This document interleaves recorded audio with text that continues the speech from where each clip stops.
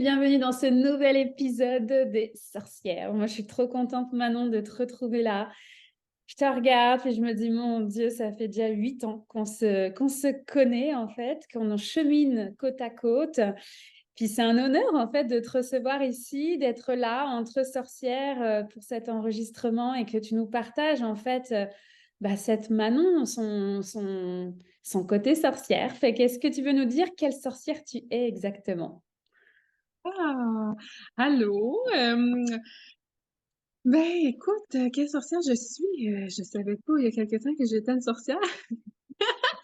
Manon était dans une grosse quête identitaire depuis un bout de temps. Fait que c'était dur pour moi de dire qui est cette Manon. Aujourd'hui, je sais un peu plus après avoir cheminé un petit peu sur mon fil rouge.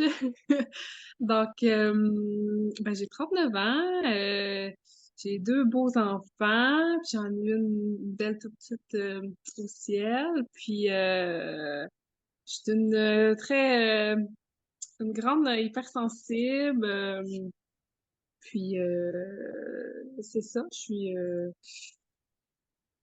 suis en quête c'est ça, encore en quête identitaire, mais c'est ça, la Manon, elle apprend à se découvrir encore aujourd'hui, puis elle a pas fini, hein, puis voilà. On n'a jamais fini, en fait. C'est ça qui est passionnant dans ce chemin-là. Puis, je vais me permettre de le nommer. Tu es technicienne en radiologie, tu vois, donc dans un métier dans le monde médical, tu vois. Puis en même temps, tu as ce côté sorcière, cette hypersensibilité. Comment tu t'es autorisée, en fait, à sortir du cadre et en même temps à rester dans le cadre? Parce que je sais que tu allies les deux aujourd'hui. Donc, c'est quoi l'élément déclencheur qui t'a permis en tout cas de te donner cette autorisation à sortir du cadre?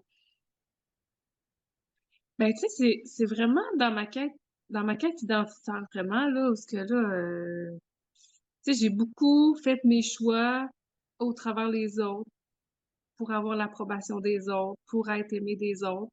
Puis c'est ça, à un moment donné, en 2010, là, j'ai laissé je me suis séparée, puis parce que je vivais vraiment au travers de cette personne-là. Fait que là, à un moment donné, ça a comme été, c'est assez. Puis c'est là que j'ai commencé à tranquillement, voir des thérapeutes, faire quelques soins, apprendre à me connaître un peu plus. Puis ça a vraiment commencé là.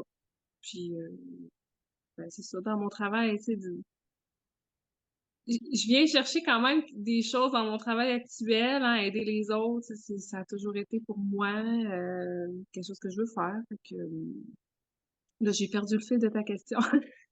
Mais non, mais justement, tu vois, tu retrouves dans ton métier médical, en fait, à aider les autres. Puis il y a eu cette quête identitaire, donc qui ne finit jamais, hein, mais qui, au travers de prendre soin de toi à travers une séparation, t'a emmené à accueillir cette hypersensibilité. Ça s'est fait naturellement, en fait, dans ce que je comprends.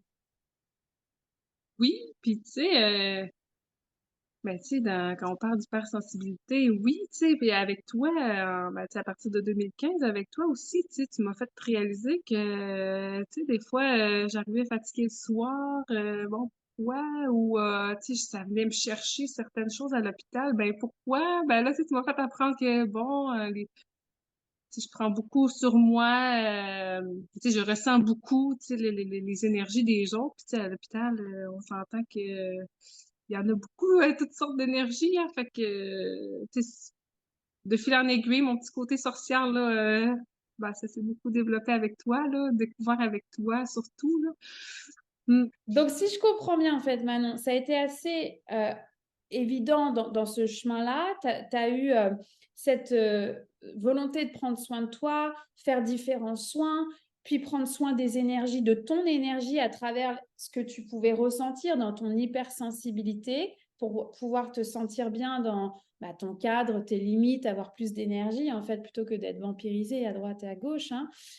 Mais il y a un cap à, OK, je mets au monde ma femme médecine. Qu'est-ce qui a fait que tu as sauté, tu vois, que tu as pris ce pont en disant, OK, certes, je suis hypersensible, j'ai un métier médical, mais là, maintenant, je veux mettre au monde ma femme médecine. Qu'est-ce qui s'est passé? Ben, tu sais, oui, c'est ça. Dans mon travail, j'ai la chance de toucher, de rencontrer des gens, de les aider. Tu sais, ma spécialité préférée, c'est la mammographie. Tu sais, demande-toi pas pourquoi. Tu sais, j'accompagne les femmes, je fais un peu de relations d'aide. Tu sais, j'adore ça, cette partie-là. Mais tu sais, je trouvais tout le temps qu'il me manquait un petit quelque chose. Puis tu sais, avec la femme médecine, puis ce que je vais pouvoir offrir moi, ben c'est comme ce petit plus-là que tu sais que j'ai pas là, dans mon travail actuel que là, tu sais, avec les gardiennes, tu nous apprends plein de petits enseignements. Moi, je tripe, là, tu sais, plein de petites choses à venir ajouter à mon arc, puis tu sais, ça fait vraiment du bien, ça fait la différence, là. Comme tu dis, les corps, mettre mon corps, mettre mes limites, tu sais, c'est même en rentrant, quand je vais travailler, là, je fais quelques, quelques petits rituels où j'apporte une pierre, où je mets de l'huile essentielle, tu sais, tu sais, je mets en pratique certaines choses que tu nous enseignes, puis tu sais, ça fait la différence vraiment, là.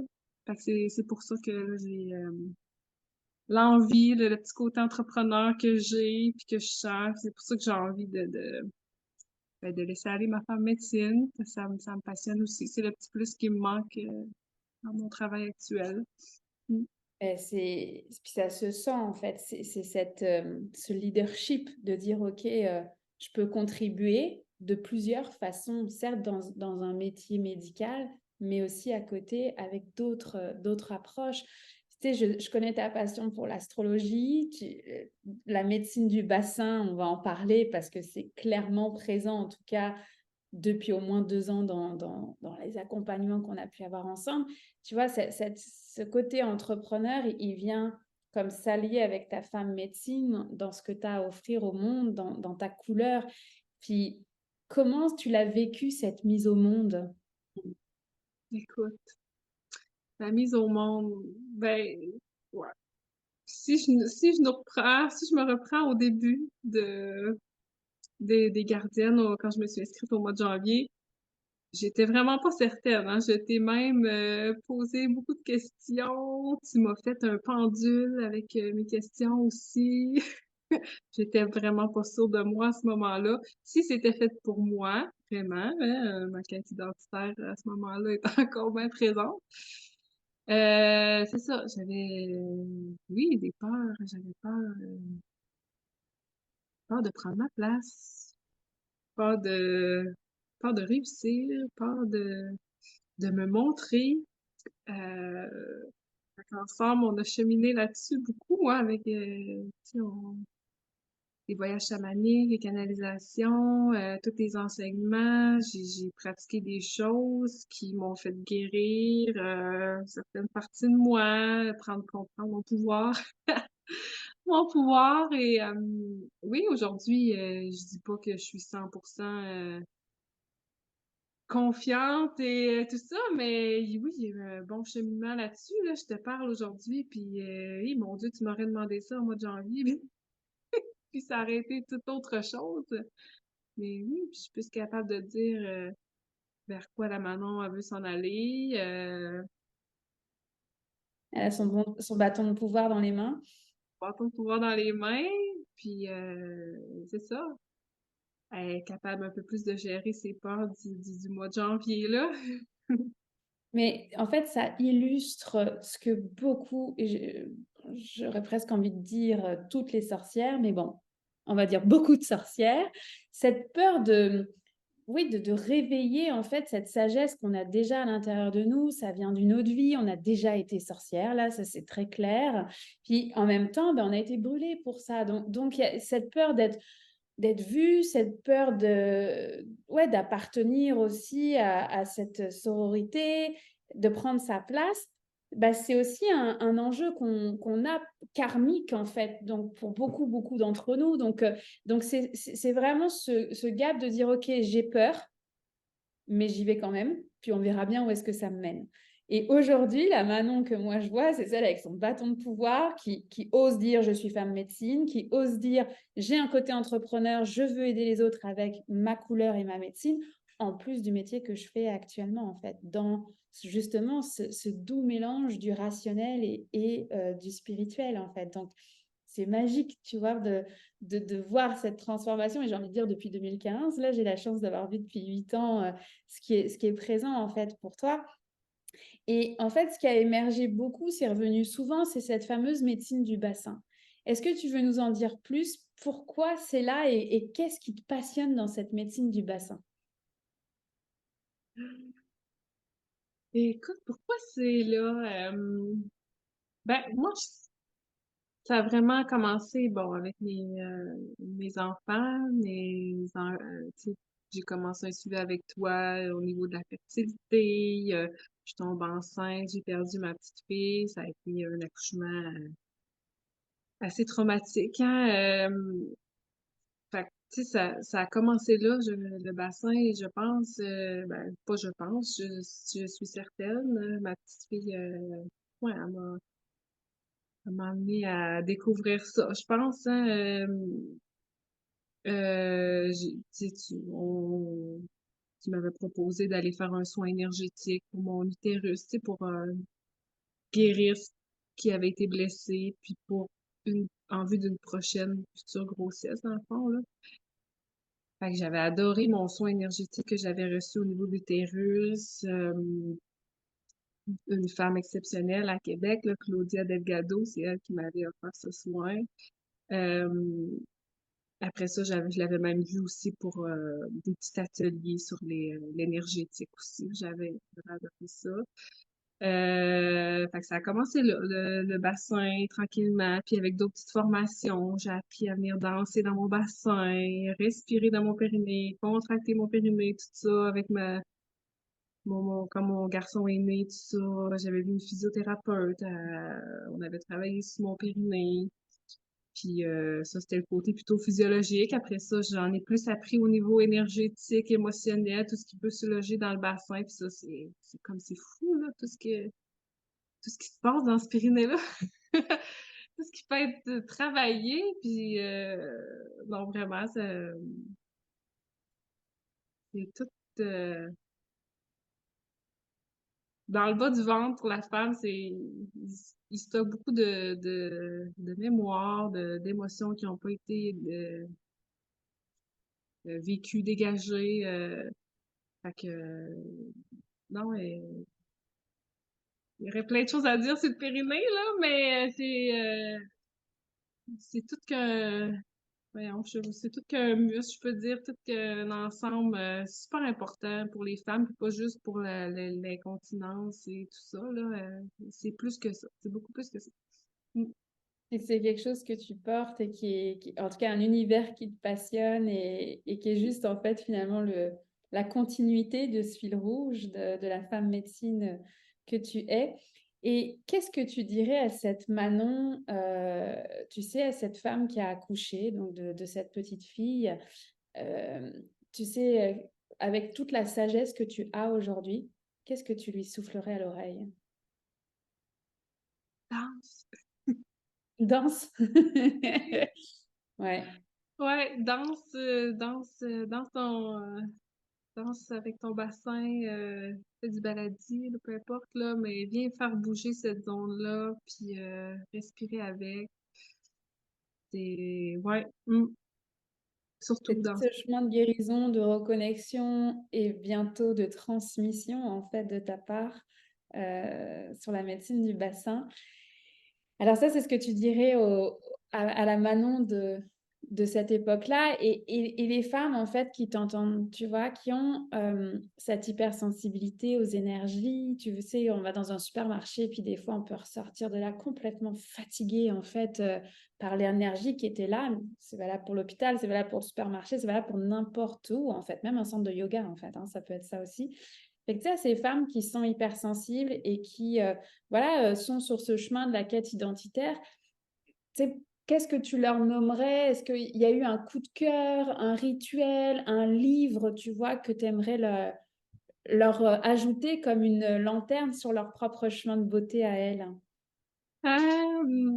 bon, des outils, ben pour le périnée, Moi, j'ai bien aimé l'œuvre d'Obsidienne. Tu m'en avais parlé dans le temps, puis tu m'avais conseillé une femme à Québec, France Richard, qu'elle s'appelle.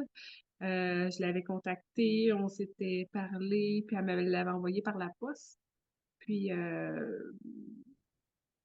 c'est ça, dans le fond, je l'avais enterrée dehors pendant une journée, j'avais eu de la misère à la retrouver, mais en tout cas, ça, on n'en parle pas, mais c'est venu, c'est ça, on l'applique au niveau du vagin, puis ça vient vraiment guérir là, des blessures qu'on peut avoir, là, des blessures, nos blessures, des blessures transgénérationnelles, puis au niveau karmique, là.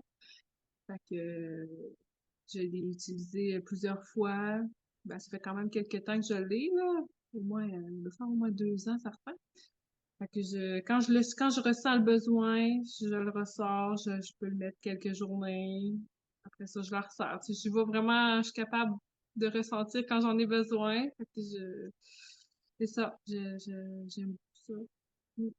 C'est un sacré outil que tu nommes. Parce que l'œuf d'obsidienne, moi, la façon dont je le vois, c'est il vient défaire les barrières de protection qu'on a pu se créer après un événement, traumatique ou pas d'ailleurs, mais il vient comme casser les illusions en fait de ces barrières de protection pour pouvoir comme tapisser, remettre de l'amour, l'amour de soi, puis faire ce chemin de guérison ouais, physique, énergétique, spirituelle, émotionnelle, en fait, à travers.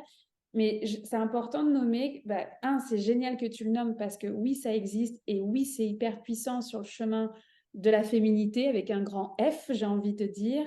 Cependant, allez vous renseigner, allez faire un atelier, allez recevoir une transmission de femme à femme, en fait, sur l'œuvre d'obsidienne. Tu sais, on ne se garoche pas sur Internet à aller acheter un œuf d'obsidienne, puis go, on l'insère. Tu sais, il y a vraiment un protocole, une façon d'accompagner ce cheminement-là parce que c'est vraiment puissant. C'est extrêmement puissant, puis ça, tu sais, ça goûte bon là d'avoir du soutien quand on utilise l'œuf d'obsidienne. En tout cas, moi, ça va être ma suggestion là. C'est Manon, elle vous partage un outil incroyable. Allez vous renseigner, allez recevoir des transmissions, allez apprendre en fait avant d'aller l'insérer et de cheminer avec. C'est tout un art en fait, l'œuvre d'obsidienne. C'est pas un sujet à la mode comme on peut voir sur les réseaux là, les œuvres de Yoni, etc. C'est génial, mais renseignez-vous et puis allez chercher du soutien dans votre chemin de guérison parce que l'œuvre d'obsidienne, il fait trembler les murs. Donc, tu sais, les murs, quand ils tremblent, c'est intéressant peut-être d'avoir aussi une psychothérapeute, une psychologue à côté, de pouvoir, ou du coaching selon ce qui est bon pour vous. Mais voilà, c'est un vrai cheminement intérieur quand on l'insère, mais c'est aussi un cheminement avec notre rapport aux autres, notre rapport à l'extérieur, si on l'utilise même dans nos rituels, dans nos roues de médecine, nos hôtels, en fait. Donc, il y a un vrai travail de fond. Fait que merci de le nommer parce que c'est souvent underground qu'on l'apprend et en même temps, c'est important. Ou alors, c'est sur les réseaux sociaux, à tout va, puis n'importe comment. Fait qu'il y a comme pas ce juste milieu. Fait que là, tu le nommes, puis avec cette justesse-là, fait que ouais, ça me touche en fait que tu oses en parler. Ouais. Donc, merci énormément Manon pour ce beau partage de la naissance de ta femme médecine à travers toute cette quête identitaire, puis l'entrepreneur qui est en train de naître, en fait, une fois qu'on a mis au monde sa femme médecine, bah, la next step, c'est la business witch, c'est la CIO, c'est celle qui va mener, en fait, son activité professionnelle. Donc, moi, j'ai envie de dire, bah, rendez-vous dans un an au micro des sorcières avec... ouais, avec cette nouvelle carte, cette nouvelle corde à ton arc, en fait, dans l'émergence, oser en fait t'affirmer dans ta médecine, dans ta couleur, dans son unicité. Donc, merci d'avoir déjà osé venir ici à cette étape de vie en fait et voilà, de montrer qu'on peut être technicienne en radiologie et hypersensible et sorcière et femme médecine et qu'en fait tout ça c'est des liaisons, c'est pas, il n'y a pas de cloison, c'est pas des séparations. Donc, merci du fond du cœur Manon. Merci à toi. À la prochaine. À la prochaine.